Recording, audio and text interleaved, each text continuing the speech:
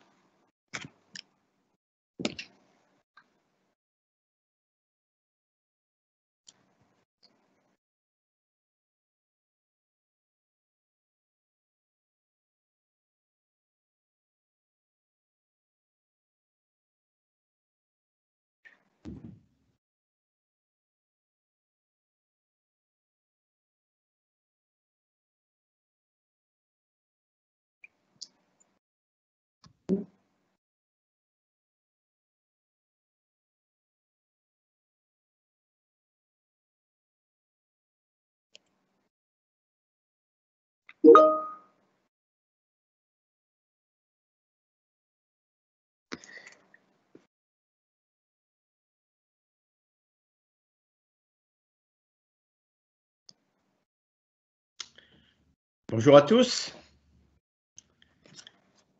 Fabrice Bardèche, je suis vice-président du groupe Ionis. Le groupe Ionis, c'est le groupe auquel appartient l'IPSA, donc je suis de facto également vice-président de l'IPSA. Et j'ai eu à ce titre le plaisir d'accueillir dans notre école Nicolas Tenoux. Nicolas Tenoux, qui va mener cette conférence aujourd'hui, vient de publier un livre où il raconte son expérience de pilote. C'est un livre vraiment très intéressant. Pour ceux qui ne l'auraient pas encore lu, je le recommande vivement parce que c'est un livre très vivant, très simple en même temps et qui fait bien comprendre les différents aspects du métier de pilote, pas seulement bien sûr les aspects techniques, mais tous les aspects vivants avec la partie que constitue la vie à bord, le rapport des équipes, les escales. En fait, c'est véritablement quelque chose qui fait bien comprendre de l'intérieur ce que peut vivre un pilote dans son quotidien. En même temps, évidemment, le métier de pilote est un métier qui s'apprend, qui est un métier très technique, très riche. Et quand Nicolas s'est enquis de faire ce métier de pilote, il a commencé par s'adresser à une école qui était spécialisée dans l'air et l'espace, qui est l'école d'ingénieurs aujourd'hui IPSA, et il en est sorti en 2007. Et c'est vrai que le fait d'être ingénieur, d'abord, avant d'être quelqu'un qui va rejoindre le métier de pilote, permet d'accéder à des responsabilités en tant que pilote et chef de cabine qui sont beaucoup plus d'un niveau bien plus intéressant et surtout bien plus constant. Donc, quand il a eu fini l'IPSA, Nicolas est allé faire une formation complémentaire d'abord à l'ENAC, puis après ça à l'école de la Sabena, qui est une des meilleures écoles dans le monde pour devenir pilote. Et puis, il a suivi cette formation de pilote pendant 3 ans. Et après, il a rejoint, il a eu ses fonctions de pilote dans différentes organisations. Et aujourd'hui, il vole aussi bien sur Airbus A320 que sur Boeing 787. Enfin, et puis, je crois, vous le verrez, Nicolas est quelqu'un qui a surtout beaucoup de plaisir à vivre son métier, beaucoup de passion, et il saura vous en parler avec toute la passion qui l'animait déjà lorsqu'il était étudiant et que je le connaissais, et avec qui d'ailleurs nous avons continué à avoir d'excellentes relations. Et vous verrez que cette passion transparaît dans ses propos, dans sa façon de présenter les choses. Et je vais donc maintenant lui passer la parole. Merci, Monsieur Bardèche. Bonjour à tous, je suis vraiment très heureux de vous retrouver. Je tiens tout d'abord à remercier tous ceux qui ont rendu cette conférence possible, donc la direction de la communication de l'IPSA, la direction de la communication norvégienne, représentée par Marion Lamure, et tout le soutien logistique et informatique que j'ai pu avoir du groupe Ionis. Dans cette conférence, on va parler du métier de pilote de ligne, mais on va surtout échanger ensemble. Donc je tiens dès à présent à vous le préciser. N'hésitez pas à poser vos questions tout au long de la conférence et j'y répondrai à la fin. Je sais que certains me suivent sur YouTube, donc l'important et l'intéressant aujourd'hui, c'est d'échanger entre nous et pas seulement de faire un monologue. Alors, on va parler de l'avenir du métier de pilote de ligne. On va se placer dans deux cas de figure. On va l'analyser dans le temps, donc je veux dire par là pré-coronavirus, et on va aussi bien sûr parler de l'impact du coronavirus sur le transport aérien et sur la formation de pilotes, si certains d'entre vous souhaitent se lancer dans une carrière comme ça. Donc, brièvement, pour me présenter, pour ceux qui ne me connaissent pas, donc je suis IPSA promotion 2007. Alors, pour les IPSAiens, en dernière année, j'ai pris l'option management et logistique industrielle. À l'issue de l'IPSA, j'ai intégré un master spécialisé à l'ENAC qui, à l'époque, s'appelait EAGTA, exploitation aéronautique et gestion du trafic aérien. Alors, je pourrais développer pourquoi dans les questions et les réponses. En deux mots, c'était pour faire de l'exploitation aéronautique et pas de la conception. Le stage de fin d'études s'est passé chez Dassault Falcon Service et Dassault m'a proposé de rester en tant que responsable de la qualité. Donc à 25 ans, me retrouver N-2 d'une compagnie aérienne, j'ai pas hésité, mais j'ai quand même toujours gardé en tête mon rêve de devenir pilote de ligne. Durant cette année chez Dassault, j'ai passé le concours d'entrée à la Sabena Flight Academy. À l'époque, c'était 5 jours. Il y avait des maths, de la physique, du psychotechnique, de l'anglais, enfin tout ce qui fait une sélection classique de pilote. J'ai réussi, j'ai fait cette formation pendant 2 ans. Et là, je sors en octobre 2011. Grosse difficulté pour trouver un travail de pilote. Grâce à mes contacts, je trouve un premier emploi dans l'aviation d'affaires. Je suis resté 4 ans et demi sur Cessna Citation Jet. Vous voyez sur le slide le CJ2. J'ai volé le 1, le 2, le 3 et le 4, mais beaucoup plus le 2 et le 4. Ça nous amène à l'été 2016. Là, le marché des pilotes s'ouvre véritablement et je reçois 2 propositions.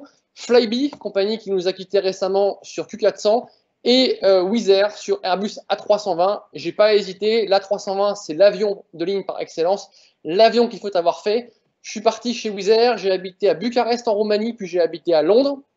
Et courant 2018, j'ai eu la chance de pouvoir passer une interview pour faire du long courrier. Et depuis cette date, je suis donc officier pilote de ligne sur 787 Dreamliner pour la compagnie norvégienne basée à Paris CDG.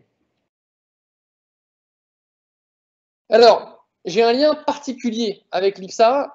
J'ai été diplômé, on l'a vu, en septembre 2007, mais je ne me suis pas contenté d'être simplement étudiant. Et j'encourage d'ailleurs tous les IPSaliens à faire de même s'ils sont encore dans l'école. Notamment, on a créé avec mon père l'association des parents d'élèves en novembre 2005. Il y avait également Jean-Marc Sacas, son fils est promo 2006. J'ai fait beaucoup de bénévolat au sein de l'AAE IPSA. Donc AAE, pour les plus jeunes, ça veut dire Association d'anciens élèves. Donc à l'époque, avec une dame qui s'appelait Sylvie Guigou, on a mis les annuaires à jour, on a fait du mailing, on a vraiment animé cette association. Le hasard de la vie a fait que j'étais en stage chez Airbus en 2007, quand l'IPSA a ouvert son site à Toulouse. Donc j'ai participé à l'ouverture de ce site et je suis également donateur régulier à la fondation Ionis, donc la fondation qui regroupe toutes les écoles du groupe Ionis et qui est sous la Fondation de France.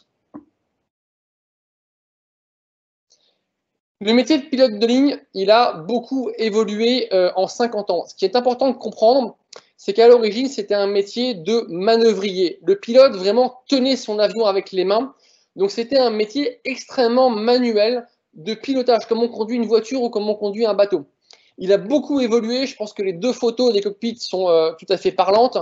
Et aujourd'hui, un pilote est davantage un gestionnaire d'un système complexe, un système informatique extrêmement poussé, où l'avion, entre guillemets, il vole un peu tout seul. C'est-à-dire que les automatismes, l'assistance qui est donnée au pilote fait que le pilotage peut être tout à fait nominal et bien meilleur qu'il n'était auparavant. Par contre, les connaissances qu'un pilote doit avoir en informatique doivent être un peu plus développées puisqu'il faut arriver à gérer des écrans, des systèmes électroniques très poussés et qu'aujourd'hui, ce qui tombe plus souvent en panne, ce n'est pas vraiment l'avion lui-même, c'est l'électronique. Donc, cette évolution, elle a été vraiment très notable pour une industrie qui a seulement même pas 100 ans. Il y a eu pour moi 3 grandes étapes du transport aérien. Il y a eu les débuts, donc c'était les avions non pressurisés, on voit ici un DC-3, où on volait à basse altitude et on essayait tant bien que mal de mettre des passagers pour les emmener d'un point A à un point B, alors des passagers ou du fret ou du courrier pour les amoureux de l'aéropostale. Ça a duré en gros de 1909-1908 à 1960. La deuxième étape, c'est le transport aérien de masse, qui a été symbolisé par le Boeing 747. Alors je sais bien que durant cette période, il y a eu aussi Concorde pour les amoureux du supersonique, mais ce n'était pas vraiment ce qui va dans le temps marquer le transport aérien. Ce qui marque le transport aérien, c'est le transport aérien de masse. Ça dure 30 ans, donc c'est caractérisé par des avions à très forte densité, donc 747, A300 chez Airbus, puis ensuite A320, etc. C'est caractérisé par une explosion du nombre d'aéroports et par une population mondiale qui se permet donc de voyager puisque le prix des billets chute et que les gens ont donc accès au transport aérien de masse. Durant cette période, il y avait en sécurité du transport aérien quand même deux caractéristiques majeures. Il y avait quand même pas mal de pannes moteurs, ce qui a aujourd'hui affecté la formation des pilotes, et il y avait encore des ruptures structurelles. Par exemple, le crash du DC-10 au décollage de Chicago, ce genre de choses, c'était des ruptures structurelles de l'avion, de la carlingue. Ensuite, la dernière étape, elle démarre dans les années 90, où là, on n'a plus de problème majeur de sécurité, les avions ont une structure qui tient vraiment le choc, et on est dans l'amélioration de l'existant. Alors, ce n'est pas pour autant que c'est plus simple, on est déjà dans le fait qu'il y a des contraintes écologiques extrêmement fortes, pas seulement des contraintes de consommation, mais des contraintes de bruit environnemental, des contraintes pour les compagnies aériennes au niveau du nombre de CO2 qu'ils ont le droit de rejeter. Il y a aussi une amélioration du confort des passagers. L'air dans un avion, à l'époque, était très sec. Il est toujours très sec pour la majorité des avions. Mais dans un Boeing 787, on a de l'air prélevé sur l'extérieur et non sur les moteurs. Et on a des humidificateurs. Donc l'air que vous allez respirer est de bien meilleure qualité. Et l'écologie, c'est partout. C'est dans le contrôle aérien, dans la conception des avions, dans les procédures des pilotes. Et ça, c'est ce qui va nous guider des années 90 à aujourd'hui et également dans le futur. Alors, qu'est-ce que c'est qu'être pilote de ligne en 2020? Donc, j'ai souvent la question. Donc, tout d'abord, c'est l'influence des low cost. L'influence des low cost, elle est partout. Elle n'est pas seulement comme il y a 10 ou 20 ans sur des niches. À l'époque, il y avait des petites low cost du transport aérien un peu partout. Aujourd'hui, elles viennent véritablement concurrencer les compagnies aériennes nationales. On peut prendre l'exemple de Ryanair qui est extrêmement développé en Europe. Ryanair, ils sont partout. Ils sont en France, ils sont au Royaume-Uni, ils sont en Italie, ils sont en Espagne. Également, il y a une donnée qui est vraiment, vraiment importante, c'est le fait que les cockpits sont de plus en plus digitalisés. Donc le métier a vraiment évolué. Alors je l'ai dit un petit peu en introduction, mais j'insiste que c'est vraiment important. Aujourd'hui, quand vous avez une panne sur un avion, il faut arriver à comprendre derrière les mécanismes électroniques qui ont été mis en œuvre. Donc ça fait que la formation du pilote de ligne, elle est quand même un petit peu différente. Et les qualités qu'on demande à un pilote sont naturellement aussi un peu différentes. Et enfin, il y a une croissance du transport aérien en Asie qui est absolument phénoménale.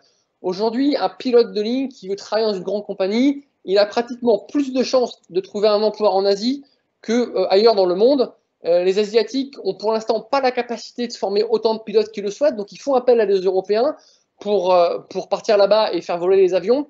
Et la croissance, elle est phénoménale. Ils construisent un nombre croissant d'avions. Ils ont un besoin de personnel qui est très fort. Donc là, je parle des pilotes de ligne, mais on peut parler des ingénieurs. L'IPSA a des relations avec la Chine depuis très longtemps. Donc c'est une croissance qui est très forte. Donc si vous êtes pilote de ligne en 2020, il faut avoir ces trois composantes en tête. Le fait de travailler pour une low cost, on verra après en détail pourquoi. Le fait qu'il faut aimer quand même l'informatique et le fait qu'il faut avoir envie de partir en Asie. Il y a une question qui revient souvent, c'est la pénurie de pilotes. Alors, je suis désolé de décevoir un peu tous ceux qui nous écoutent, mais il n'y a pas de pénurie de pilotes. En fait, il y a une pénurie de pilotes expérimentés. La nuance, elle est là. Pour un jeune pilote, ça restera toujours très compliqué. Pourquoi? Majoritairement pour des problèmes d'assurance. Une compagnie aérienne ne peut pas donner un avion de ligne long courrier à un jeune qui a 300 heures de vol. Il n'y a aucune assurance qui va couvrir ça. Donc, quand les médias, quand les écoles vous parlent de pénurie de pilotes, il faut bien rajouter la nuance, la distinction. C'est une pénurie de pilotes expérimentés. C'est vrai que ça arrive en période de pic. Le transport aérien, c'est cyclique. Mais pour un jeune, ça restera toujours compliqué de trouver un premier emploi. Il faut faire ses preuves. Il faut montrer qu'on peut avoir de l'expérience. Je vous donnerai à la fin de cette conférence différentes clés pour mettre toutes les chances de votre côté. Mais je tenais à insister sur cette distinction. C'est la question m'est souvent posée. Il y a une pénurie de pilotes parfois qui est de pilotes expérimentés. Alors, on l'a abordé un petit peu, la nécessité de s'expatrier. On va prendre quelques exemples. On va prendre le cas de la France.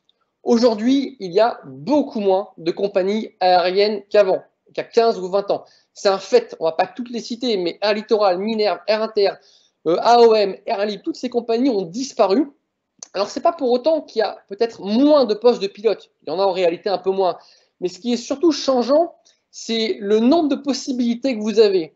Prenons un exemple concret. Aujourd'hui, si vous voulez faire du transport aérien régional dans le groupe Air France, vous avez un essai qui est de passer la sélection de la compagnie HOP. Avant, il y avait Airliner, Britair, Régional. Il y avait 3 compagnies. Donc, pour un pilote, les possibilités de travailler en France, le nombre d'entreprises qui embauchent, le nombre de compagnies aériennes est beaucoup plus réduit qu'avant. La France a fait le choix de développer majoritairement le TGV. Ce n'est pas le cas d'autres pays. Par exemple, l'Angleterre reste très focalisée sur l'aéronautique. Mais un pilote français aujourd'hui, à l'époque, il y avait des compagnies comme Air Alpes, TAT qui embauchaient des jeunes. Aujourd'hui, il n'y a plus ça. Il y a un nombre de possibilités qui sont beaucoup plus réduites.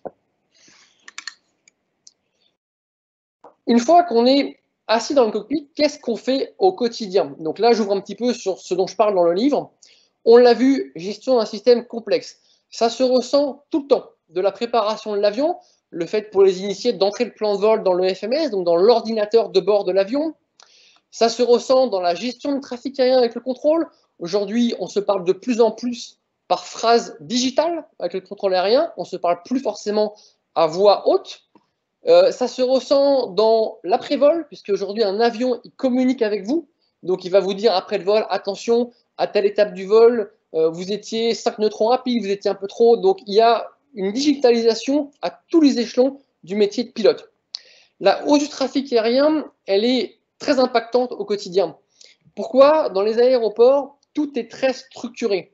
C'est-à-dire que, par exemple, dans un aéroport comme Roissy-Charles de Gaulle, dû à la hausse du trafic aérien, vous allez faire une descente à l'arrivée, à l'atterrissage, qui sera très tôt. Par exemple, quand vous arrivez des États-Unis, vous êtes en descente vers Brest. C'est extrêmement tôt, on pourrait descendre beaucoup plus tard. Tout ça, c'est dû à la régularisation du transport aérien, au fait de mettre des avions les uns à côté des autres, les uns derrière les autres, et à la croissance du trafic aérien. Au sol, c'est pareil. Des fois, vous allez être numéro 7 au décollage.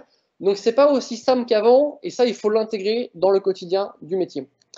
La concurrence renforcée, donc elle est tout à fait impactante pour le pilote. Je veux dire par là, vous allez avoir une concurrence entre les compagnies très forte. Ça va, au quotidien, beaucoup vous affecter. Par exemple, une compagnie aérienne classique moyen courrier, aujourd'hui, il y a des compétitions à celui qui va prendre le moins de carburant. J'entends par là dans les règles de sécurité, mais pas de carburant extra. En général, vous avez le droit sur un A320 à 300 kg de carburant sans vous justifier.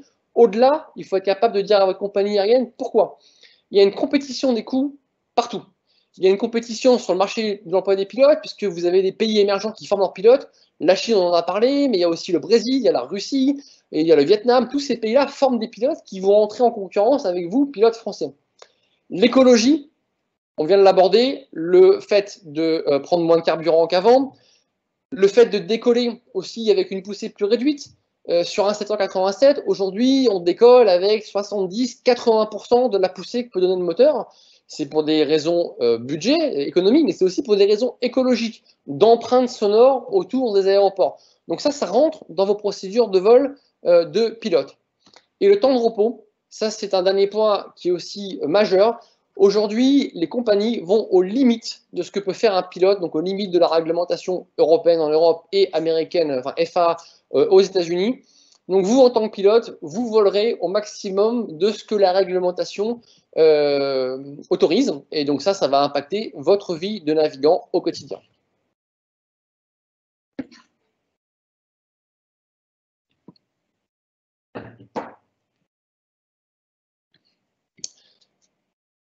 Sur la préparation d'un vol moyen courrier. Donc la préparation d'un vol moyen courrier, elle est très spécifique. Tout d'abord, car vous avez parfois 4 étapes par jour. Vous avez même souvent 4 étapes par jour. Donc dès le matin, dès que vous allez préparer votre vol, il faut énormément anticiper la préparation des vols et avoir 4 dossiers vol prêts.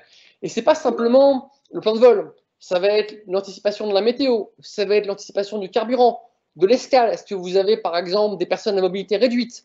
Est-ce que vous avez des personnes qui ont besoin d'une assistance particulière? Tout ça, il faut l'anticiper. Et c'est vraiment un travail de sprint sur la journée de vol. Le temps d'escale va être extrêmement réduit. Aujourd'hui, une escale sur un vol moyen courrier, c'est 20 minutes, une demi-heure, 40 minutes tout au plus. Il faut encore une fois énormément anticiper. Par exemple, mettre le plan de vol du vol d'après déjà dans la sauvegarde de l'avion pour l'activer au sol. Anticiper si vous avez un passager qui est malade. Tout ça pour coordonner les équipes au sol au mieux et au plus vite pour jongler avec ce temps d'escale. L'avion, à l'issue de sa journée de vol, il va être immobilisé sur un temps beaucoup plus court. Sur une compagnie moyen courrier low cost, vous allez finir la séquence de vol à 2 h du matin, par exemple. L'avion, à 6 h, il est en vol. Donc la maintenance, elle a 4 heures pour faire les maintenances programmées et répondre si vous avez eu des problèmes durant la journée de vol. Donc ça aussi, ça s'anticipe. Vous ne pouvez pas arriver à 2 h du matin et vous dire « Ah oui, au fait, il faut écrire dans le livre qu'on a écrit ça, qu'on a eu ça comme problème, etc. » Tout ça, c'est de l'anticipation. Et enfin, une dernière caractéristique, aujourd'hui, alors post-coronavirus, j'entends, on parlera après du coronavirus, on a une cabine qui a très haute densité. Sur un A320, on met 186, 189 personnes, là où avant, on mettait 160, 150 personnes. Donc ça a un impact sur le temps d'embarquement et de débarquement. Donc il faut soutenir les collègues, personnels d'avions commerciaux, hôtesses de l'air et stewards, pour que tout se passe de manière la plus fluide possible. Il faut savoir que le fait que les passagers s'assoient, c'est souvent le facteur le plus limitant pour partir à l'heure. Hein, parce que vous embarquez 189 personnes, ils veulent mettre leurs sacs dans les racks, ils veulent mettre leurs vêtements, etc. Donc ça prend un temps considérable. Il faut arriver à fluidifier tout ça. Sur un vol long courrier,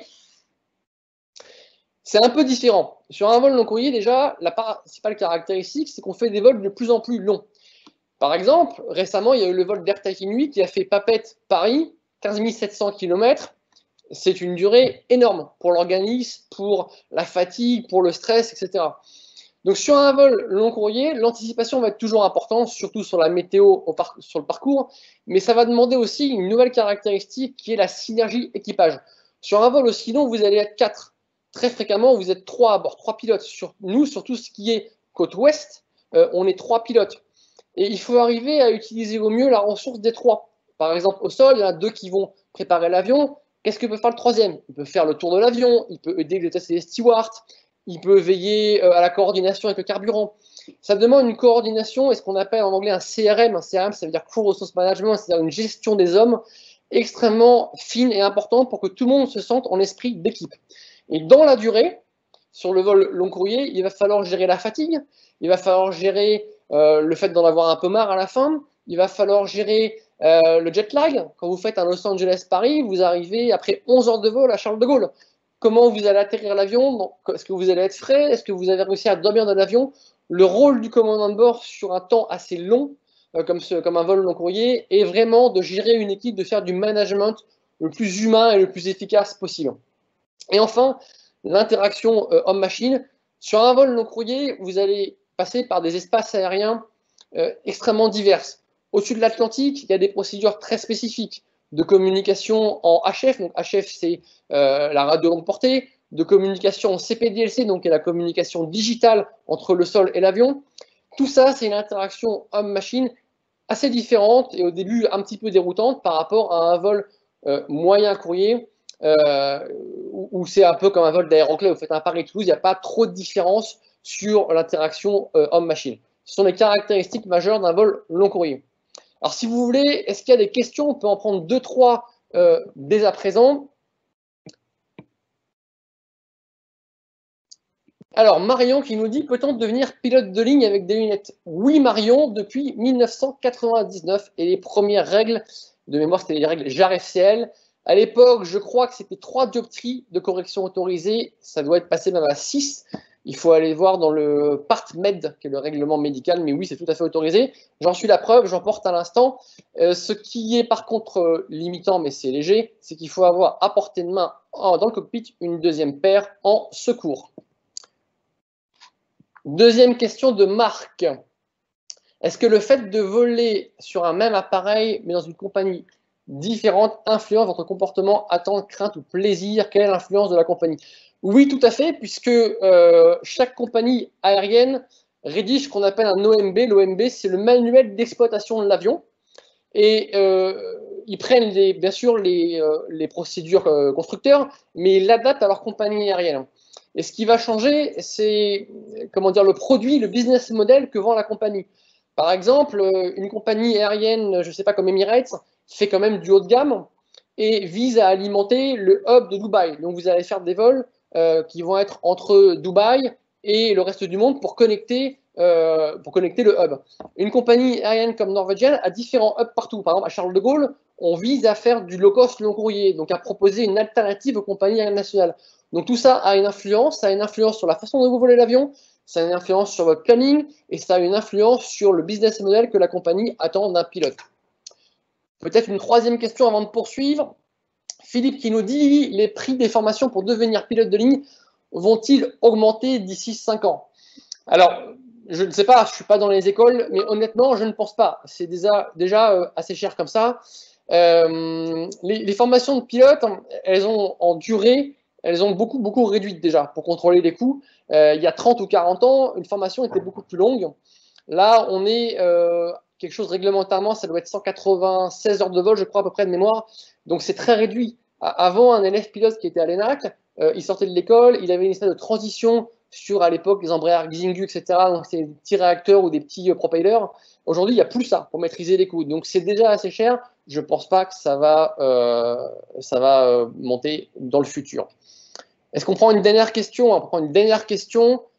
Vincento qui nous dit, quel conseil donneriez-vous à un élève de terminale qui veut devenir pilote de ligne aujourd'hui?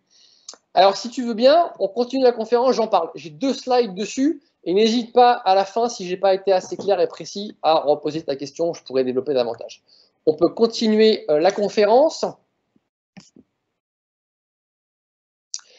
Alors, aujourd'hui, avec toutes les contraintes que j'ai évoquées, il y a le fait de se maintenir en forme. Il faut se maintenir en forme pour la difficulté du planning. Pour prendre un exemple très concret, quand j'étais pilote sur A320 chez Wizz Air, le planning, il est en 14-7. Donc, vous faites 6 matins, vous levez 4 heures, vous avez 2 jours de repos, vous faites 6 vols du soir où vous rentrez, il est entre minuit et 2 heures du matin, et après, vous avez une semaine de repos. Sur les 14 jours, je peux vous dire que c'est un marathon. Donc, il faut gérer le planning, gérer la constance. Et ce qu'on demande avant tout à un pilote de ligne, eh bien, c'est d'être constant. On ne peut pas avoir un jour avec et un jour sans. Alors, bien sûr, il y a des jours meilleurs que d'autres, mais il faut arriver à être constant. Ça, c'est des contraintes de planning. Après, il y a les contraintes de la qualité de l'air à bord. Aujourd'hui, les avions moyens courriers 737 ou Airbus A320 ont de l'air prélevé sur les moteurs. C'est de l'air très sec, qui est même plus sec que dans le désert parfois. Donc ça va jouer sur votre ressenti, sur votre fatigue, sur votre qualité de récupération et à long terme sur votre physique. Et enfin, je l'ai dit, les performances identiques. C'est-à-dire que vous ne pouvez pas dire à un commandant de bord, aujourd'hui je ne suis pas en forme. Vous pouvez le dire, mais une fois de temps en temps, pas tous les jours. Donc il faut arriver à être constant. C'est ce qu'on demande à un pilote de ligne et c'est ce qui est mesuré en sélection. Pour tout ça, il faut se maintenir en forme. Alors on se maintient en forme, j'en parle dans le livre, en buvant de l'eau régulièrement, en faisant du sport, en dormant assez. Il y a un certain nombre de clés. Il faut juste avoir une bonne hygiène de vie. Mais il faut l'intégrer beaucoup plus qu'avant. Sur la suite du métier de pilote, il y a le maintien des compétences. Aujourd'hui, un pilote de ligne a des compétences qui évoluent extrêmement rapidement. Les avions, ils ne sont pas en développement, mais ils sont toujours en fait en train d'être améliorés par les constructeurs. Donc vous avez en permanence les bulletins constructeurs, donc ça s'appelle OIB chez Airbus, ça s'appelle bulletin chez Boeing. Vous avez des consignes équipage données par votre compagnie aérienne. Vous avez les formations réglementaires de maintien, pour être très précis. En gros, c'est tous les 6 mois 2 simulateurs à faire de 4 heures. Donc ça oblige à être en permanence à jour de ses connaissances. Et vous avez l'évolution technologique qui est due à la compétition. L'Airbus A320, en 30 ans, il a tellement évolué. Le fait, je donne un exemple très concret, le fait de pouvoir piloter l'avion à l'angle d'attaque, avant, c'était quelque chose qui n'était pas réversible. Aujourd'hui, c'est un bouton réversible. Donc, Airbus l'a amélioré en permanence. Donc, pour ça, ça oblige de lire tout le temps les bulletins et les consignes constructeurs et compagnie. C'est quand même, en gros, tous les mois, c'est 3-4 ans de travail. Donc, il faut le faire en permanence. Il faut avoir le goût d'apprendre. Ça, c'est quelque chose d'important. Bon, ça rejoint un peu le métier d'ingénieur, qui doit être en permanence à jour de ses connaissances. Il faut avoir le goût d'apprendre.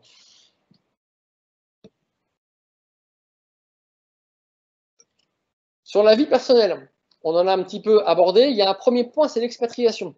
Et ça, l'expatriation, ça change tout. Je vois des gens dans le métier qui vivent très bien ou très mal l'expatriation. Donc, il faut l'avoir anticipé. Par exemple, si vous dites à votre conjoint, on va aller habiter au Vietnam, est-ce que vous en avez parlé avant? Est-ce que ça va aller? Est-ce que la personne va s'adapter à la vie sur place? Ou est-ce que vous décidez de laisser votre famille dans votre pays d'origine, donc de faire les allers-retours? Ça engendre de la fatigue. Tout ce travail d'expatriation, il faut l'avoir anticipé avant même de se former comme pilote. Je vois des gens, j'ai vécu un ami, son rêve c'était de rentrer aux EPL ENAC, il a été pris, il rentre en formation, la première semaine on explique qu'aujourd'hui le marché, c'est pas que Air France, c'est aussi la Chine, il a arrêté au bout d'une semaine, il est parti faire ingénieur en génie civil. Il s'est rendu compte, il a réalisé que partir à l'étranger, c'était pas du tout ce qu'il avait envie. Donc il faut l'avoir vraiment anticipé. Le rythme des vols, on en a parlé, j'insiste pas trop, mais aujourd'hui, voilà, si vous faites pilote de ligne, profitez de l'escale, vous allez être déçu. Sur les New York, on reste 24 heures. Sur un Los Angeles, vous restez aussi 24 heures. Donc vous arrivez à Los Angeles, vous allez vous coucher, vous vous levez petit déjeuner, encore une sieste et vous partez. Donc vous avez un temps de visite de la ville, 1 heure, 2 heures pour aller marcher, c'est très court. C'est beaucoup plus court qu'avant pour des problèmes de compression économique. Donc vous avez plus l'attrait trop de l'escale, vous l'avez encore un petit peu, mais c'est quand même moins développé. Et enfin, sur la vie personnelle, j'ai parlé des escales, mais j'insiste aussi sur le fait que voilà, il y a un attrait du voyage qui est un peu tombé. C'est-à-dire que sur l'escale, les gens nous disent « Ah, vous connaissez tel pays ». En fait, dans le pays, on connaît l'aéroport et on connaît l'hôtel. Donc, il faut avoir une vision du métier de pilote qui soit un petit peu moins dans le rêve qu'avant, où avant, on restait parfois 1 semaine en escale. Ce n'est plus le cas aujourd'hui. Alors, à présent, une question qui revient très souvent sur l'impact du coronavirus. Le coronavirus, c'est toujours extrêmement compliqué de répondre. C'est vraiment une crise sans précédent. C'est d'abord une crise sanitaire. Alors, on peut parler des conséquences économiques, il ne faut pas oublier qu'avant tout, c'est un problème de santé, il y a des gens qui décèdent. Ça, c'est quand même le premier point. Alors, je vais sortir un peu ma zone de confort, mais il n'y a pas trop de comparaison possible avec la crise de 2008. Là, on est sur une crise de conjoncture. Il y a un virus à l'instant T, on n'est pas sur un problème de structure de l'économie. Donc, c'est assez différent du problème 2008. Le fait que ce soit un problème de santé fait qu'en fait, on est tributaire de la médecine. Ça va être complètement différent si ce soir il y a un vaccin ou si le vaccin il met 2 ans à arriver. Et donc du coup les compagnies, elles sont un peu au jour le jour. Elles ont en gros 3 scénarios. Il y a le scénario standard qui est une reprise progressive des vols entre septembre et janvier pour un retour quasi à la normale à l'été 2021. Ça c'est le scénario qu'on retrouve chez Norwegian, qu'on retrouve chez Lufthansa, qu'on peut retrouver chez Air France, qui est un scénario qui à mon avis va être le plus probable. Après, il y a un scénario pessimiste qui est le retour à la normale 2022-2023 en misant sur le fait que le virus va revenir toutes les saisons d'hiver. Donc ça, c'est pas une bonne nouvelle. Et après, il y a quelque chose d'optimiste de dire à partir de maintenant, en gros à partir de juin-juillet, on va réouvrir les frontières, donc les gens vont revoyager un peu, donc ça va repartir progressivement.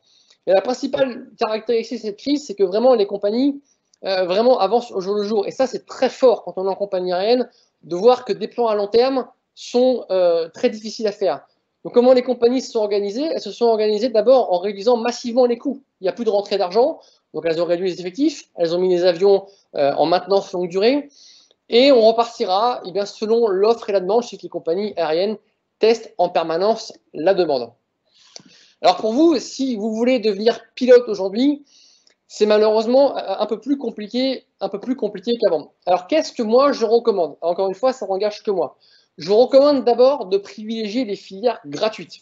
Les cadets Air France, typiquement, c'est une formation gratuite, rémunérée, vous aurez un emploi à la sortie. Ensuite, vous avez les EPL ENAC, qui est aussi une formation gratuite. Donc ça, c'est parfait, car vous ne mettez pas d'argent dans votre formation, vous êtes formé pilote, même si à la fin, vous avez des difficultés, alors je parle pour les EPL, les cadets Air France ont un emploi assuré, quand même, vous n'êtes pas endetté pour devenir pilote de ligne. Vous avez ensuite l'armée de l'air, qui peut être une première bonne étape. Alors, je mets un bémol, n'allez pas à l'armée dans l'optique d'être pilote de ligne ensuite. Allez à l'armée pour aller à l'armée. Vous serez pilote de ligne. Il faut avoir envie d'être pilote militaire. Mais ces 3 filières sont des filières qui sont des bonnes filières, car vous ne mettez pas en jeu votre propre argent. Ensuite, il y a les filières payantes. mais qui ont une assurance derrière. Typiquement, il y a les filières double diplôme. Alors l'IPSA en a une avec le bachelor et ATPL théorique, donc brevet pilote de ligne théorique en dernière année. Ça, c'est une bonne filière parce qu'en 3 ans, vous avez un bachelor en ingénierie. S'il faut travailler ensuite au sol, vous avez un diplôme à faire valoir chez un constructeur ou une compagnie aérienne. Et enfin, soyez prêts à vous expatrier. J'ai vu le marché des pilotes. Quand ça va repartir d'abord dans les petites compagnies aériennes et souvent assez loin, dans des conditions modestes. Alors pour ceux qui me suivent sur YouTube, ils ont dû voir ma vidéo phare, entre guillemets. Mon premier emploi de pilote, je gagnais 500 € par mois. Je l'ai fait 3 mois pour mettre le pied à l'étrier et après, j'ai eu un vrai emploi correctement rémunéré. Mais tout ça, il faut l'intégrer pour que, en gros, vous considérez, quand vous êtes formé pilote, vous avez fait 50% du travail. Il reste 50 autres pourcents de trouver un emploi et de faire vos preuves en compagnie aérienne. Alors, le deuxième conseil, c'est de ne pas négliger les métiers passionnants qui gravitent autour du métier de pilote. Donc, avec l'IPSA ou avec d'autres écoles, vous avez des métiers qui sont au plus près de l'avion. Vous avez d'abord tout ce qui est qualité. Pour l'avoir réalisé, tout ce qui est qualité, vous êtes souvent en compagnie aérienne, vous êtes proche des agréments OPS, des agréments ISO, de la satisfaction du client. Donc ça, vous allez dialoguer avec les pilotes, avec les hôtesses et les stewards, avec les ingénieurs en maintenance aéronautique. Donc c'est un métier tout à fait intéressant. Vous avez le métier d'ingénieur exploitation aéronautique. Donc ça, typiquement, ça se fait ou dans les départements dédiés chez les constructeurs, ou ça se fait en compagnie aérienne. Là, vous allez travailler sur les performances d'un avion, sur la façon dont les plans de vol sont réalisés, sur les procédures de vol. Vous serez en dialogue constant avec les pilotes.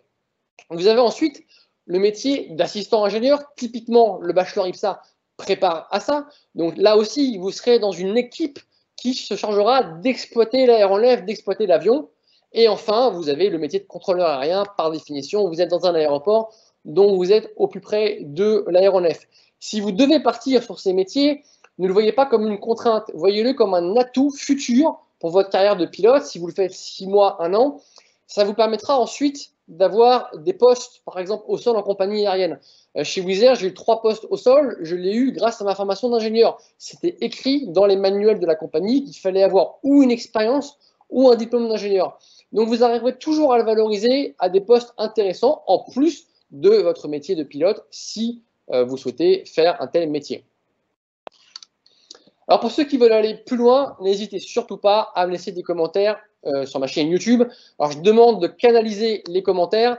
On va aborder les questions juste après, mais pas LinkedIn, pas Instagram, mettez tout sur YouTube. Je vois tout et je réponds à tout 2 fois par jour, c'est promis. Enfin, pour terminer cette présentation, donc j'ai écrit un ouvrage qui s'appelle 6 mois dans la vie d'un pilote de ligne, les secrets du quotidien, donc qui est disponible sur Amazon. Et j'ai écrit ce livre pour 3 raisons majeures. Tout d'abord, car il n'existe pas d'ouvrage à l'heure actuelle qui va vous parler du quotidien. Moi, j'avais remarqué ça. Quand vous allez en école de pilotage, on va vous apprendre de la mécanique, de l'aérodynamique, à piloter un avion. Mais on ne va pas vous apprendre à quel moment vous allez manger, comment vous allez dormir, comment vous allez vous comporter, où est-ce que vous allez stocker les plans de vol, à quelle heure vous allez arriver, enfin combien de temps avant vous allez arriver à votre salle d'équipage, ce genre de choses. Donc ça, c'est le caractère inédit. Je voulais aussi parler du parcours. Pour arriver dans un poste de pilotage, j'ai souvent la question, quels sont les parcours possibles? Qu'est-ce que moi j'ai fait? Il y a autant de parcours que de pilotes, je le dis, mais voilà, je voulais pouvoir aiguiller un petit peu les jeunes. Et enfin, je voulais quand même parler de la magie du vol. Voler, ça reste magique. C'est un métier passion. Vous devez le faire avec passion. On a parlé des contraintes, on a parlé aussi des atouts. Mais si vous n'aimez pas ce métier, il faut en choisir un autre. Ce n'est pas un métier qu'on fait par hasard. On le fait parce qu'on a envie de voler, on a envie d'être dans le ciel en permanence et on a envie d'être assis dans un poste de pilotage. Je vous remercie beaucoup pour votre attention. Maintenant, on peut parler des questions. N'hésitez pas, plus il y en a, mieux c'est, et je suis là pour répondre à toutes les questions. Alors, Apolline, bonjour. Auriez-vous des conseils concernant l'obtention d'un diplôme étranger? Alors, oui, il y a beaucoup de possibilités. Dans les universités aéronautiques étrangères qui sont connues dans le monde du pilotage, dans le monde des compagnies aériennes. En dehors de la France, il y en a deux. Il y a Cranfield aux États-Unis et il y a Embry-Riddle à Daytona Beach et en Arizona. Je crois d'ailleurs que l'IPSA travaille avec les deux. Donc ça, c'est des universités connues et reconnues à l'international. Il y en a une troisième aussi qui est TU Delft aux Pays-Bas, pas très loin d'Amsterdam, je crois, au Rotterdam. Donc ça, c'est des universités qui sont très connues dans le monde du transport aérien. Je cible volontairement transport aérien et pas constructeur constructeur. Constructeur, vous avez le MIT, vous avez toutes ces universités-là. Mais si vous voulez faire du transport aérien, Cranfield, TU Delft et Embry-Riddle. Question, le diabète est-il un frein à une carrière de pilote de ligne? Alors ça, c'est une très bonne question. Il faut aller voir le règlement médical. Et je ne peux pas répondre précisément. Ça va dépendre du type de diabète, ça va dépendre du stade, ça va dépendre du fait d'être médicamenté ou pas derrière, du suivi médical. Il faut aller voir le règlement médical. Il ne faut pas hésiter, si vous êtes jeune, avant de mettre des frais dans une formation de pilote, à aller prendre rendez-vous avec, en France, un CPEMPL, Centre professionnel d'expertise médicale du personnel navigant. Il y en a à Clamart à côté de Paris, il y en a à Bordeaux, Toulouse, il y en a à Toulon, je crois. Et ça, ils vont vous dire, vous passerez une visite d'aptitude médicale, ils vont vous dire en fonction de vos pathologies ce qui est possible ou pas. Ce que je peux dire, c'est que tout est beaucoup plus toléré et tolérable qu'avant, puisqu'aujourd'hui, on a les médicaments pour suivre quelqu'un dans la durée selon ses pathologies. Nouvelle question, je suis en formation à l'IPSA et j'hésite à arrêter pour commencer une formation de pilote. Qu'en pensez-vous? J'en parle parce que ce n'est pas du tout une bonne idée par les temps qui courent. Il y a, en ce moment, le marché il est extrêmement difficile. On ne va pas tout hésiter, mais il y a quand même Wizz Air qui a licencié 240 pilotes. Il y a Lauda qui a fermé sa base de Vienne hier. Donc tous les pilotes, c'est 14 avions, je crois, à Vienne, sont partis. Norwegian, 2700. Lufthansa, c'est pareil. British Airways, j'ai plus le chiffre, mais 400 ou 500. Donc non, je pense qu'il faut finir l'IPSA. C'est une école qui est connue et reconnue dans le transport aérien. Donc c'est une très bonne sécurité derrière. Et en plus, tout ce que tu vas apprendre n'est pas perdu. Alors, on ne va pas parler seulement des connaissances, on peut parler de l'ouverture internationale, l'anglais, mais l'ouverture culturelle, la capacité à travailler en équipe. Tout ça, c'est des caractéristiques qu'on va demander à un pilote de ligne. Donc, il vaut mieux aller au bout de l'IPSA, surtout si tu es dans les années 3, 4, voilà, c'est quasiment fini et tu feras pilote de ligne après. Question de Jonathan. Dans une de vos vidéos qui retrace le début de carrière, vous évoquez le début avec un salaire de seulement 500 €. Comment était cette période au niveau moral et psychologique de trouver un poste avec peu de ressources après avoir fait un investissement important? Écoute, Jonathan, 50-50. D'une part, c'est sûr que le salaire était faible, mais d'autre part, c'était en octobre 2011 que j'ai fini mon école. Et il n'y avait pas de travail, il y avait encore la crise de 2008 qui était là, donc il y avait zéro travail. En gros, il y avait une compagnie aérienne qui recrutait, c'était Ryanair. Donc le reste, il fallait se débrouiller tout seul. Donc c'était pas l'idéal, c'était très dur parce que j'avais fait un pacte avec mes parents, avec 500 €, je payais l'essence et la nourriture. Donc c'était vraiment difficile, mais ça a duré que 3 mois. C'était une première expérience, c'était un moyen de commencer à voler dont je ne regrette pas. Et dans le métier de pilote, dès qu'on a quelques heures de vol, après, ça va, on trouve un poste plus conséquent en compagnie aérienne. Alors, petite gorgée d'eau avant de continuer. Question de Gaël. Ancien élève de l'IPSA, je suis déjà en formation de pilotage, j'aurai fini d'ici la fin de l'année de l'an prochain. Aurais-je mes chances d'être embauché en tant que pilote en sortie d'école au vu de la situation sanitaire? Malheureusement, Gaël, je ne sais pas, parce que c'est dans 1 an et demi, donc c'est beaucoup trop loin. Les compagnies aériennes elles-mêmes n'arrivent pas à faire de prévision, donc nous, on va avoir du mal à en faire.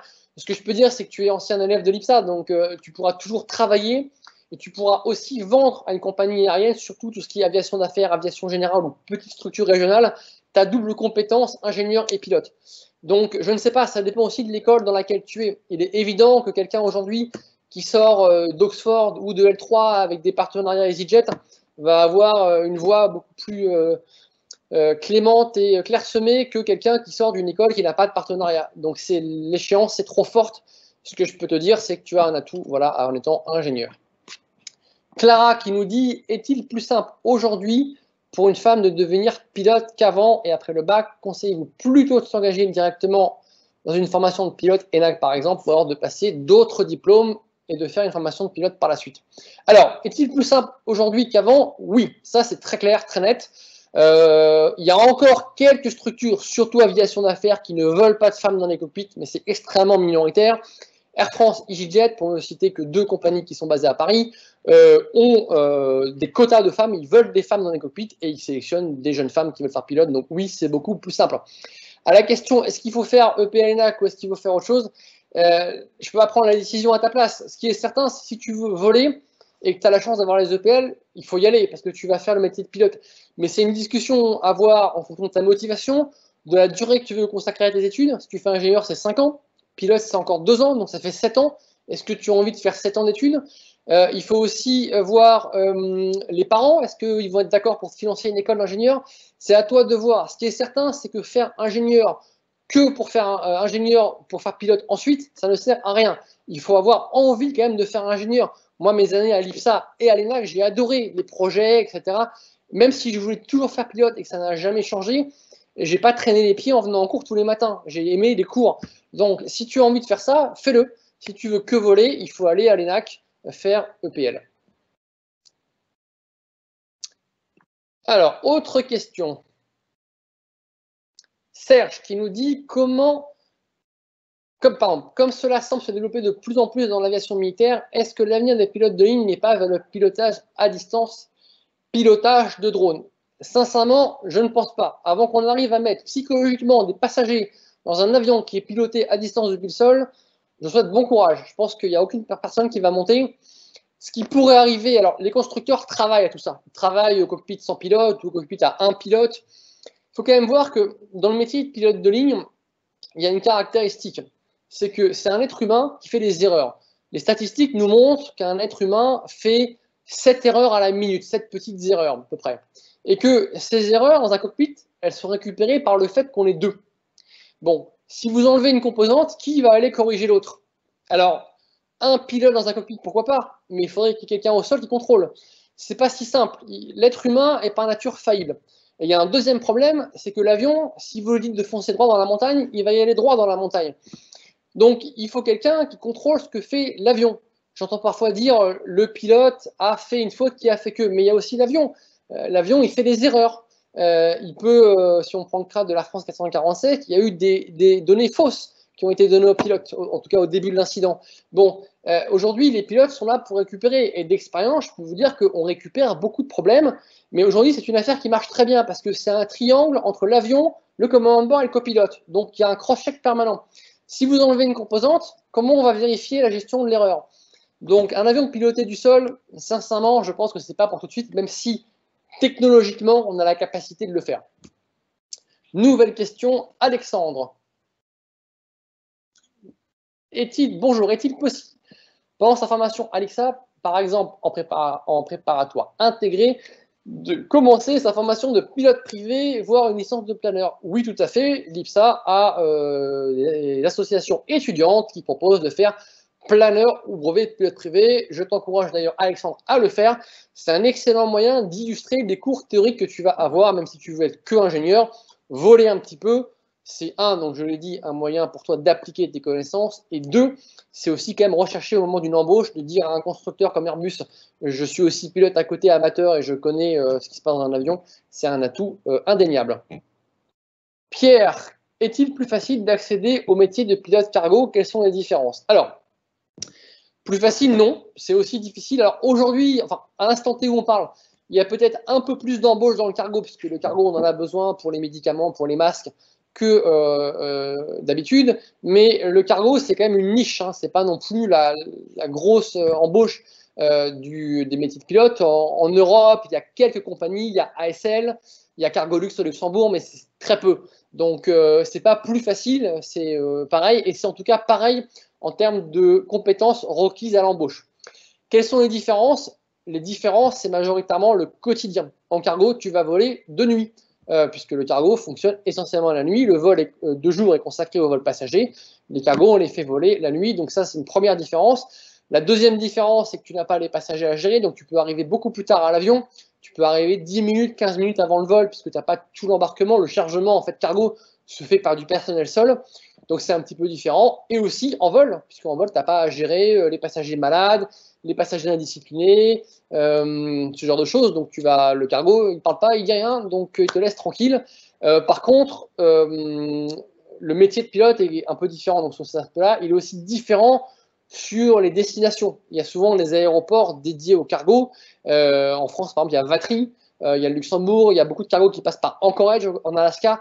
Ça, c'est des destinations où un pilote de ligne va quand même moins. On va plutôt à New York ou à Londres, quoi. Donc il y a des aéroports parfois dédiés au cargo. Nouvelle question d'Eva. Est-il bénéfique de faire l'IPSA si on veut faire pilote d'avion ou autant essayer de rentrer après une prépa post-bac à l'ENAC?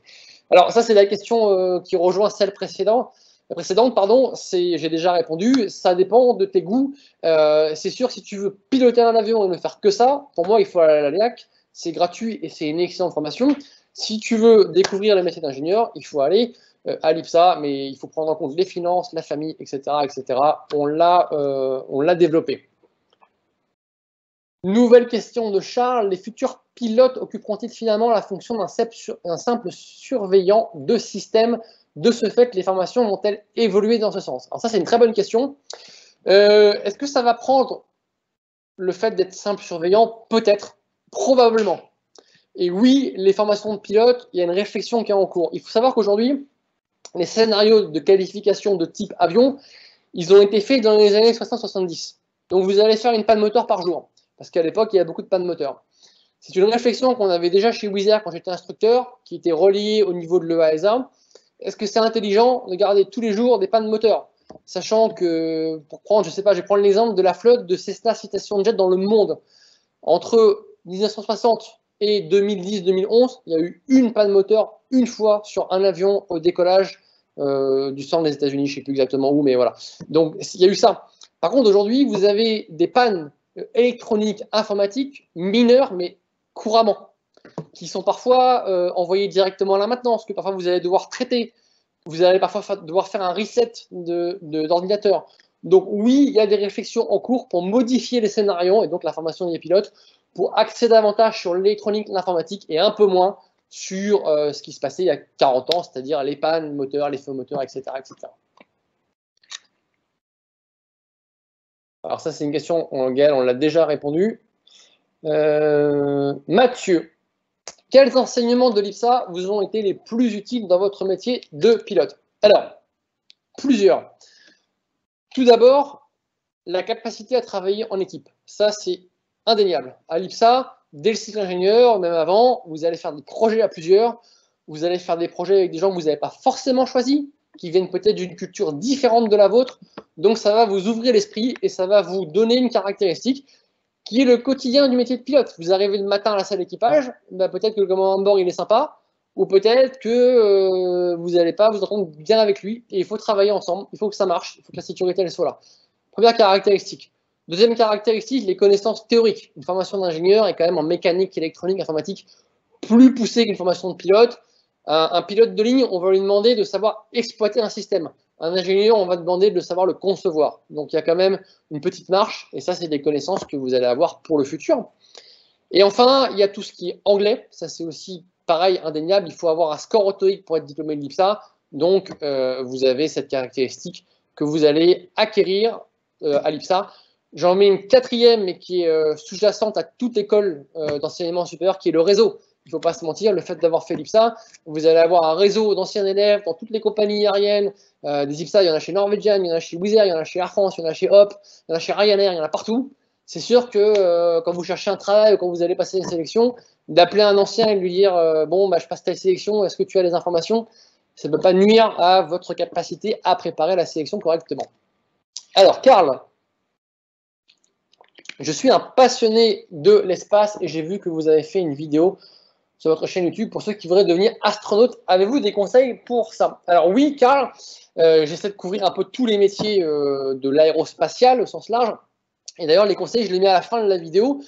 En gros, aujourd'hui, un astronaute, il faut qu'il ait plusieurs caractéristiques. Il faut déjà qu'il ait un socle scientifique solide, qui peut être ingénieur, qui peut être biologiste, qui peut être médecin, qui peut être informaticien, qui peut être spécialiste de l'ergonomie, de l'interaction homme-machine.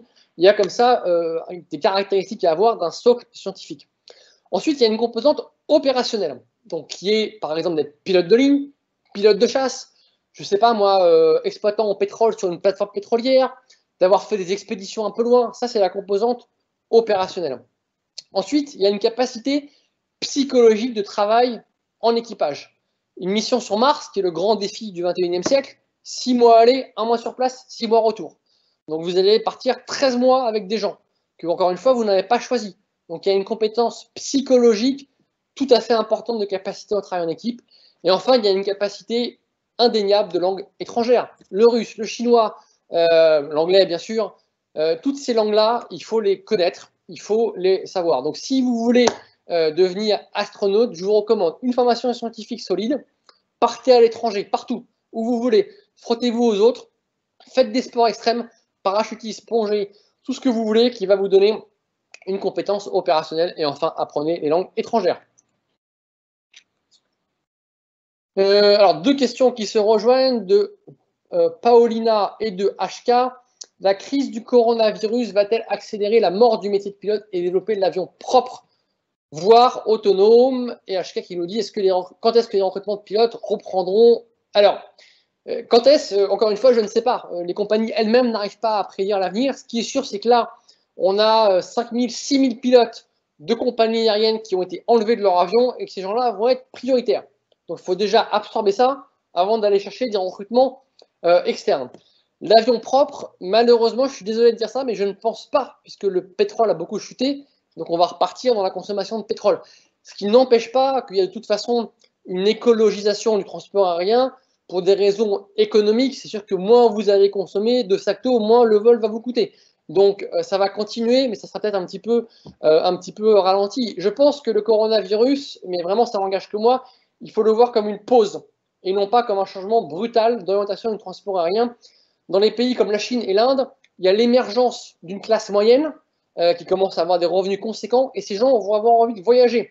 Et bonne nouvelle, quand on fait des analyses des stats, ils veulent venir majoritairement en France. Donc, de toute façon, les gens vont voyager. Mais à mon avis, il y a une pause dans le transport aérien, dans le développement du transport aérien et donc dans les recrutements du métier de pilote. Est-ce que vous pensez, Jérémy, est-ce que vous pensez que les cadets Air France vont rester ouverts? Alors, je ne suis pas dans la compagnie Air France, donc c'est difficile de répondre. 50-50, parce qu'ils pourraient très bien les continuer, puisque un cadet Air France, c'est 2-3 ans de formation. Mais de l'autre, durant la crise, post-crise 2008-2009, ils les avaient arrêtés. Donc, ce qui est sûr, c'est que les cadets Air France, c'est un poste de coût pour la compagnie Air France. Donc, est-ce qu'ils vont rogner dessus? Je ne sais pas. En tout cas, si c'est toujours ouvert et que vous voulez faire pilote, il faut foncer. C'est, à mon avis, une formation, une formation d'excellence, et 2, c'est une formation qui vous offre un emploi à la sortie. Mais s'il est fermé, je ne serais pas personnellement étonné. Que vaut aujourd'hui, aux yeux d'une compagnie, une formation d'ingénieur IPSA suivie une formation en école de pilotage privée par rapport à une formation par une filière cadet ou encore par rapport à une formation ENAC? Alors, il y a 2 cas. Il y a la capacité d'embauche et il y a la carrière après en compagnie. Sur la capacité d'embauche, il y a une différence, c'est-à-dire que les EP et l'ENAC ont plus de chances d'aller directement après l'école dans la compagnie Air France. Ça, c'est tout à fait indéniable. L'école privée, ça va dépendre de l'école privée. Vous faites la Sabena Flight Academy, vous faites Oxford, vous faites L3 Academy, ils ont des partenaires avec des compagnies aériennes. Vous faites une école lambda au fin fond de telle ville, qui n'a pas de partenariat, vous êtes livré à vous-même. C'est le premier point. Ensuite, il y a une différence de carrière. En général, en compagnie aérienne, pour occuper un poste de cadre ingénieur en plus d'être pilote, il faut au minimum un diplôme de bachelor. C'était le cas chez Wizz Air, c'est le cas chez Norwegian. Donc il faut 3 ans, 4 ans d'études selon les pays, parce que le bachelor, c'est 3 ans en France et 4 ans dans les pays étrangers. Donc ça, c'est une différence de carrière. Mais après, un pilote de ligne fait pilote de ligne avant tout pour voler. Est-ce que vous aurez envie par la suite d'avoir des postes au sol?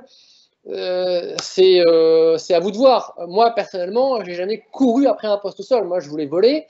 Je me suis montré disponible. On m'a proposé un poste au sol et je l'ai accepté. Ça s'est fait dans cette démarche-là. Ça s'est pas fait par une démarche de ma part d'être en plus cadre au sol. Mais c'est sûr qu'une formation bachelor minimum va vous permettre ensuite d'avoir une carrière quand même un peu différente d'une carrière de pilote de ligne. Jordan, bonjour, je suis en première et j'ai l'intention de rentrer à l'IPSA. Selon vous, est-il mieux de bachelor ou une prépa intégrée de 5 ans pour devenir pilote de ligne? Alors ça, c'est la grande question. En toute honnêteté, Jordan, je serais en terminale aujourd'hui, je serais allé en bachelor IPSA, en voulant faire pilote, j'entends, pas en voulant faire ingénieur. En voulant faire pilote, pourquoi? Parce que c'est 3 ans, avec en dernière année le brevet de pilote de ligne théorique, et c'est une sorte de prépa en 3 ans. Donc même si au bout de 3 ans, tu te dis, moi finalement, je veux faire 2 ans de plus, tu pourras. Tu vas rentrer en Master of Science à l'IPSA ou à l'étranger, tu pourras toujours. Donc, ou tu rentreras en première année de cycle ingénieur à l'IPSA, donc tu n'auras que perdu 1 an, entre guillemets.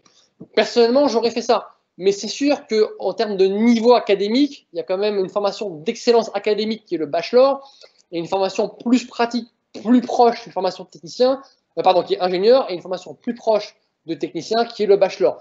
Mais dans l'optique de voler, je trouve que le bachelor IPSA est une bonne formation et un bon compromis entre un diplôme à côté, une poursuite d'études et le fait d'être pilote de ligne. Mais ça n'engage que moi.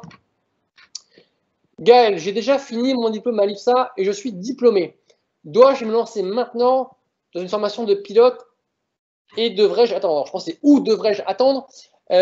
Encore une fois, Gaël, ça dépend où, quelle école, quelle formation, quel budget, pourquoi faire. Si tu as les EPL ENAC, il faut y aller, même les EPLU ou EPLP pour les initiés, c'est-à-dire le fait d'avoir un brevet préalable de pilote et d'avoir un complément de formation à l'ENAC. Si c'est pour aller faire une école privée qui n'a pas de partenariat, honnêtement, aujourd'hui, je pense que ça va être compliqué. Ça marche très bien en temps normal. Moi, j'ai des tas de pilotes avec qui j'ai volé qui sont super, qui ont fait des écoles privées, qui n'ont pas de partenariat, ils ont trouvé un emploi par eux-mêmes. Mais aujourd'hui, je pense qu'il faut aller vers du sûr et pas s'engager dans des dépenses budgétaires draconiennes qui après vont faire que vous allez avoir un crédit de 100 000 euros à rembourser. Va dans une formation de pilote. Donc, une bonne formation, pourquoi pas? Une formation qui n'a pas de partenariat, honnêtement, je mettrais ça un petit peu en stand-by. Tu peux toujours faire le brevet théorique du pilote de ligne, c'est entre guillemets que 10 000 euros, et voir après pour la pratique. Alexandre, bonjour, je vais arriver en 5e année de mon diplôme à l'IPSA et j'avais l'intention de passer le concours Cadet Air France. Jusque-là, tout bon. Vous avez dit pendant la conférence que les cadets avaient un emploi garanti en sortie de formation, mais ce sera un emploi sur des compagnies françaises ou plutôt, comme vous l'avez précisé, dans une compagnie du marché asiatique. Alors Alexandre, les cadets Air France, c'est Air France. C'est une formation de pilote de ligne proposée par la compagnie Air France. Donc ce n'est que Air France. C'est une formation où, en quelque sorte, on te sélectionne avant l'école et non après. C'est tout. Mais ça te garantit un poste à Air France Maison Mère ou Transavia, Boeing 737, qui reste une excellente compagnie aérienne pour travailler. Quel est votre avis sur l'arrêt de production et bientôt à l'exploitation de l'A380? J'ai l'impression d'être un des seuls à penser que c'est une erreur stratégique, en tenant compte bien sûr que les coûts d'exploitation sont énormes. Alors ça, c'est une excellente question. Alors là, il faut développer un peu. L'A380, bon, il y a plusieurs choses. Déjà, c'est un avion qui a deux soucis majeurs. Un, il était quand même régulièrement en panne au sol. Alors moins à la fin, mais il y a eu quand même chez Air France, un 24 décembre, a dû annuler un New York car il était en panne ou quelque chose comme ça. Enfin, il y a eu un cas, voilà, parce qu'il est très gros. Donc le câblage est très long, électrique, il y a plein de possibilités. Ça, c'est le premier point. Alors même si maintenant il est au point, ça a demandé quand même un petit peu de temps. Ceci dit, chez Boeing, il y a parfois un peu la même, mais voilà. En tout cas, il y a un problème de taille de l'avion qui le rendait un peu plus complexe en termes de gestion de panne. Le deuxième problème, c'est que c'est un avion qui ne pouvait pas trop embarquer et des passagers et du cargo. Et ça, c'est un vrai souci pour les compagnies. Souvent, les compagnies, ce qu'elles aiment faire, c'est que le cargo embarqué paye le vol et les passagers financent la marge. Sur un Paris-Los Angeles en Boeing 787, des fois, on prend 20 tonnes de cargo. 20 tonnes, ça paye pratiquement ou tout le vol selon le prix du cargo. Et après, il y a les passagers qui font la marge. Sur un 380, de ce que j'en sais, encore une fois, je suis ni pilote 380 et j'ai pas non plus été dans une compagnie aérienne qui l'a exploité, mais il fallait faire un choix. Donc ça, c'est un problème. L'autre souci majeur, c'est qu'il est quadriréacteur, donc vous avez 4 moteurs à nourrir et non 2. Et aujourd'hui, ça ne sert plus à grand-chose. Ils ont été obligés parce que l'avion était tellement gros qu'on ne pouvait pas en mettre que 2. Mais aujourd'hui, pour les initiés, il y a les règles ETOPS, donc ce qui permet de s'éloigner d'un aéroport à 3 heures. Plus souvent, aujourd'hui, les 87 sont ETOPS 180 minutes. Donc, il n'y a pas besoin d'avoir un quadriréacteur, à part pour des terrains extrêmement isolés. Mais là, je vais m'arrêter là, je ne suis pas spécialiste, mais j'imagine, je ne sais pas, moi, sur des îles au fin fond du Pacifique ou des territoires très éloignés d'un autre aéroport, mais il n'y a pas besoin. Donc ça, c'est le premier point. Après, cet avion, c'est pas moi un avion qui répond à un besoin qui est la hausse du trafic aérien. Il a peut-être été fait un peu tôt, et il a peut-être un avenir devant lui. S'ils arrivent à moderniser les réacteurs, il y avait un projet d'A380 Neo, New Engine Option. Est-ce qu'ils vont le garder? Oui, je pense que oui. Il y a un problème d'infrastructure aéroportuaire parce qu'il a quand même fallu adapter les aéroports aux 380. Et ça, bon, ça a un coût. Donc, est-ce qu'ils ne pourraient pas l'alléger un peu pour qu'il n'y ait pas ces caractéristiques? Ou est-ce que les aéroports, de facto, vont par exemple proposer 2 passerelles, une en haut, une en bas pour le chargement? Tout ça, c'est des choses qui vont se mettre en place. Donc, il a certainement peut-être un avenir, mais pas forcément tout de suite et pas avec les mêmes caractéristiques techniques. Il n'en demeure pas moins, je tiens à le souligner parce que c'est aussi ce qui a permis de faire Concorde. Ça a permis de faire un bond technologique majeur à Airbus. C'est des technologies qu'on retrouve aujourd'hui sur l'A350, qui est un très bel avion, qui fonctionne bien, qui va se vendre, enfin, qui est en train de se vendre, mais qui va se vendre. Donc, il y a l'aspect commercial et économique, mais il y a aussi l'aspect développement technologique derrière. Je fais une parenthèse. Concorde, pour ceux qui ont envie de fouiller sur Internet, ça a été le premier avion à avoir le manche de commande électrique de l'A320. Souvent, les gens pensent que le mini-manche de 320, on retrouve sur un 320. Vous tapez Concorde, manche, mini-manche ou mini-joystick ou side-stick sur Google ou un moteur de recherche autre, vous aurez la photo. Ils ont testé le mini-manche du 320 sur Concorde. Donc, il y a eu comme ça des bonds technologiques extrêmement importants. Et 380, c'est pareil. Adam qui nous dit bonjour, avant tout merci pour cette conférence, ben, merci à toi d'être là. Ensuite, que conseillerais-tu à quelqu'un qui ne souhaite devenir que pilote au bout du compte et qui serait refusé à l'ENAC étant donné la crise actuelle? Si tu veux que voler, au jour d'aujourd'hui, je ne te recommande pas de faire qu'une école de pilotage, on l'a vu pourquoi. Donc tu fais un cycle court, bachelor, IPSA ou autre, hein, j'ai beaucoup parlé de l'IPSA, mais je ne vais pas parler que de l'IPSA, je crois que Oxford en fait, en tout cas en Angleterre, il y a des cursus bachelor et pilote. Le bachelor, c'est très appliqué, c'est très peu théorique, et tu vas voler en parallèle, donc tu seras dans une logique de vol qui te plaira. Si vraiment tu veux que piloter, tu fais une bonne école de pilotage qui a des partenariats, Oxford, L3, Sabena, etc., etc. Mais essaie quand même de te donner un petit peu envie de faire autre chose à côté en ce moment par rapport au coronavirus. Alexandre qui nous dit, est-il réellement nécessaire d'avoir des heures de vol justement sur avion léger ou planeur avant 20 ans pour espérer être pris au cadet, à l'armée ou à l'ENAC? Non, je ne pense pas que ces formations valorisent beaucoup les heures de vol. Attention, c'est quand même bien d'en avoir. Dans toutes ces formations, ce qu'il faut savoir, c'est qu'ils vont sélectionner des jeunes. Donc, ils vont être extrêmement regardants sur la maturité du projet, sur la maturité en général, la capacité à suivre une formation de pilote et pas seulement à travailler. Il y a quand même une formation de pilotage, c'est des études, donc il faut apprendre. C'est pas drôle tous les jours, alors que pilote de ligne, c'est quand même plus sympa en vol.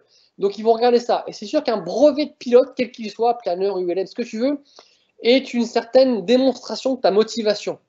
Donc, accumuler les heures de vol à gogo, non. Avoir démontré une motivation en volant, oui. Et je le recommande même pour toi, Alexandre. Moi, quand j'étais à la Sabena, il y a un étudiant, pourtant tout à fait brillant, il a fait 1 an, et au bout de la théorie, plus des simulateurs, parce qu'à l'époque, on avait la théorie à un bout de simu, je ne sais pas comment c'est aujourd'hui, il a arrêté. Il s'est dit, moi, voler, c'est pas pour moi, j'ai peur, j'aime pas ça, etc.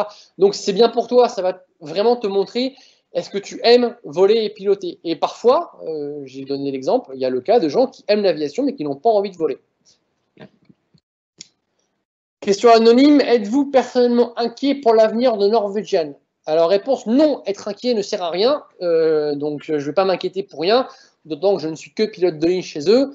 Je pense que Norwegian est une compagnie qui est très très bien gérée. Il y a un nouveau président depuis 1 an qui fait énormément d'efforts. Ça, je tiens à le témoigner. Il nous fait des vidéos internes de chez lui le week-end. Enfin, il n'arrête pas.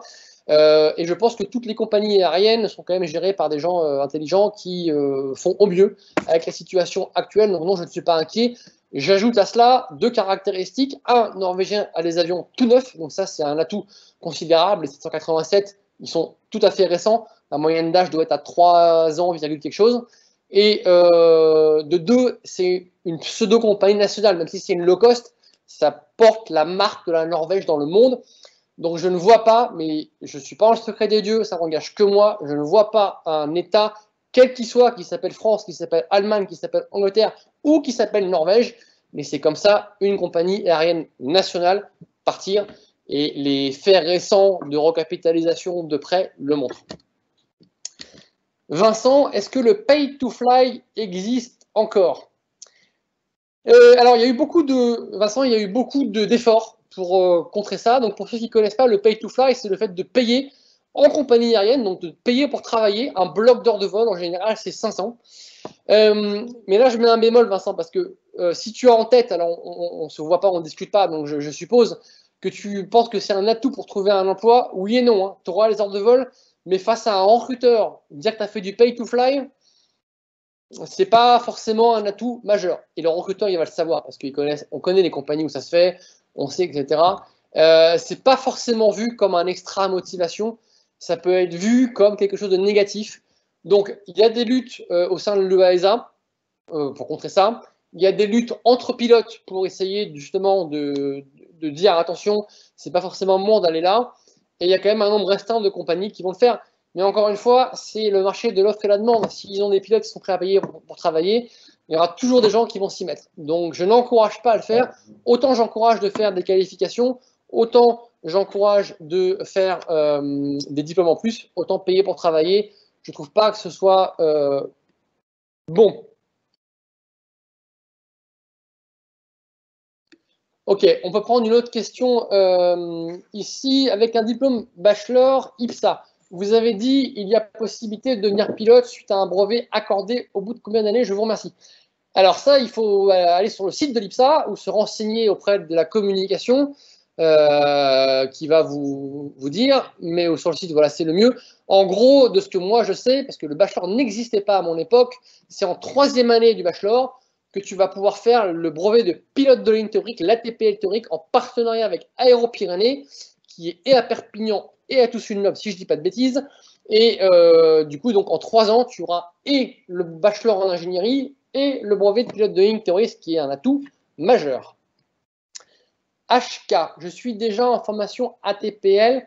Est-ce qu'il est possible d'intégrer l'IPSA pour une formation à distance? Alors, formation à distance, je ne crois pas que l'IPSA le fait. Je suis même sûr que non. Par contre, si tu veux aller au bout de ton ATPL théorique et après intégrer ou le bachelor ou la formation d'ingénieur, moi, je pense que c'est possible. Il faut en tout cas demander le conseil à l'école. Certainement, c'est possible pour un bachelor. C'est pas idiot du tout, hein. Y en a qui l'ont fait, de finir ton brevet théorique de pilote. Je crois que tu as 5 ans pour faire la pratique, une fois que tu as le brevet de pilote. Donc, tu fais le bachelor IPSA. Tu peux même l'arrêter en cours de route si le marché des pilotes repart, mais je ne te conseille pas. Tu fais tes 3 ans, tu l'obtiens, et après, tu deviens pilote. Mais encore une fois, le site de l'école, c'est un excellent vecteur de communication. Adrien, quelle prépa conseilleriez-vous pour devenir pilote PSCI, MPSC? Réponse Adrien, la prépa où tu vas être le meilleur. C'est ça qui est important. Les EPR ENAC, ils prennent le programme de maths de PCSI et le programme de physique de MP. Donc, je veux dire par là, ils prennent le moins dur des deux en maths et le moins dur des deux en physique. Mais c'est un concours, donc il va falloir non pas être bon, mais être meilleur que les autres. Donc, tu vas là où tu as les meilleures chances de réussite. Et d'ailleurs, ça me permet de faire une petite parenthèse que je voulais vous dire. Le choix d'une école d'ingénieur, de pilote, allez là où vous serez bon. N'allez pas dans une école d'ingénieur pour être dernier du classement. Ça ne sert à rien, vous n'allez pas être bien, vous n'aurez pas des bons stages. Donc, la meilleure filière, c'est la filière à laquelle vous allez croire et dans laquelle vous allez être bon. Donc ça répond, je pense, à ta question. Thomas, non pas Thomas. Je vois mon responsable de la communication qui me dit Nicolas Fernandez. Quelles compétences peuvent nous permettre de nous démarquer? Par exemple, la connaissance de plusieurs langues étrangères en plus d'anglais, comme le japonais ou l'espagnol. Alors, donc je pense dans l'optique d'être pilote de ligne, déjà parler très bien anglais. Et nous, les Français, on ne parle pas bien anglais. Donc ça, numéro 1, un anglais béton. Mais un anglais en ayant vécu à l'étranger, en pouvant, j'allais dire, parler chiffon avec le commandant de bord. Donc il faut parler de la vie de tous les jours en anglais. Ça, c'est le premier point. En 2, en ayant mis les pieds dans un pays étranger. Aujourd'hui, si vous êtes pilote de ligne, chez Wizz Air, j'ai volé avec 15 ou 16 nationalités différentes. Donc c'est sûr que si vous dites à un Polonais, je connais ton pays ou je connais une ville, si vous dites à un Roumain, pareil, j'ai mis les pieds à Bucarest, ça n'a pas la même saveur que si vous dites, il est où ton pays, quoi. Donc ouverture aux autres, aux pays étrangers. Ça, c'est la deuxième compétence. Et enfin, il y a une troisième compétence qui est, j'allais dire, la compétence autre. Ça peut être ingénierie, donc bachelor ou ingénieur, ça peut être instructeur aussi, qualification FI, ça peut être une compétence management. Par exemple, il y a Toulouse Business School qui fait un bachelor en management, transport aérien, ça peut être ce genre de choses. Ça, ce sont des compétences qui vont être recherchées, qui pourront faire une petite différence. Ça fera surtout la différence à l'entretien, que tu pourras développer ton parcours et donner de la matière à un recruteur. Gauthier, je suis diplômé d'un bac+2 et souhaite continuer mes études avant d'entamer une formation de pilote. Est-il préférable d'effectuer un cursus ingénieur ou bien un cursus bachelor? Eh bien, ça dépend du bac+2, Gauthier. Si c'est une prépa ou si c'est un BTS, un DUT.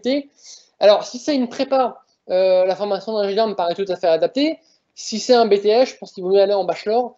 Mais encore une fois, ça dépend de toi. Est-ce que tu as envie de faire 3 ans ou si tu as un bac+2, est-ce que tu as envie de faire 1 ou 2 ans d'études en bachelor? Ça dépend de toi et de ton envie de piloter vite, pas vite, des finances derrière, parce que c'est des formations souvent payantes. Ça dépend d'un nombre de facteurs très conséquents. J'ai souvent la question sur YouTube, mais je ne peux pas répondre en 5 lignes à quelqu'un. Il faut tellement voir l'environnement familial, même l'endroit où la personne habite. Si vous habitez, je ne sais pas, Clermont-Ferrand, et que vous voulez faire l'IPSA à Paris, ça a un coût de monter à Clermont-Ferrand, ça a un coût de payer ses études. Alors, je sais qu'il y a un campus maintenant à Lyon, mais tout ça, c'est quand même des choses à prendre en compte. Donc, ça dépend de toi. En tout cas, si tu es en prépa, je pense que c'est bien d'aller en formation ingénieur. Si tu es en BTS, je pense que le bachelor est plus adapté. Donc, 2 dernières questions. Alexandre, que pensez-vous d'Aéropyrénées accompagner une formation ingénieur IPSA comparée aux écoles qui ont des partenariats? Alors, Alexandre, je ne suis pas là pour faire de la pub ou dénigrer une école. Je pense que les écoles de pilotage de manière générale sont toutes contrôlées par, en France, la DGAC ou en tout cas au niveau européen, le AESA. Donc, tu auras une formation standard de pilote, quelle que soit l'école que tu vas choisir. Après, ce sont des choix très personnels. Si tu vas à Oxford, tu vas faire pilote, peut-être un petit bachelor à côté, mais tu vas surtout pour voler. Si tu fais IPSA Aéropyrénées, il faut quand même envie de faire 3 ans de bachelor IPSA et donc de cours à l'école, en amphi, des projets, etc. etc. Donc c'est un choix personnel. Ce que moi je ne recommande pas, pour me mouiller quand même un petit peu, sinon c'est pas drôle, c'est de faire une formation de pilote en anglais. Honnêtement, en français. Il faut le faire en anglais. Aujourd'hui, vous allez parler anglais quand vous êtes pilote de ligne. Donc, aller faire une formation de pilote de ligne franco-française en français. Alors après, il faut assurer quoi. Si vous allez en recrutement chez Ryanair, est-ce que vous allez être capable de faire un CMU en anglais? Est-ce que vous êtes capable de parler 45, 1 heure à des recruteurs? Souvent, ils sont 3. Vous avez un pilote commandant de bord, un copilote et une psychologue qui va vous demander vos études, votre famille. Donc, il faut être capable d'assurer. Moi, je recommande, surtout pour un Français, parce qu'on a plus de difficultés que les autres en anglais, partez dans un pays anglophone pour apprendre l'anglais et faire une formation en anglais. Alors, ce que tu peux faire, tu fais le bachelor IPSA, tu fais le cursus Aéropyrénées, et la formation pratique, tu vas la faire en Angleterre, ou tu la fais chez Aéropyrénées s'ils proposent une formation pratique de pilote en anglais. Dernière question, en tant que futur élève de terminale, quels sont les plus gros conseils que vous pouvez donner en matière des matières scolaires, astuces de travail pour des points utiles au concours ENAC? Alors, première chose, sur le site de l'IPSA, il y a un onglet sur les options à prendre en terminale, durant le lycée. Donc, va le voir, c'est valable pour tous les cursus scientifiques et aéronautiques. Ça, c'est le premier point. En 2, l'anglais à mort, parce que surtout des jeunes de 18, 19, 20 ans, ce qui fera la différence au concours ENAC, c'est l'anglais. Ça, c'est très important. Et le 3e point, c'est d'avoir une activité aéronautique qui va te développer.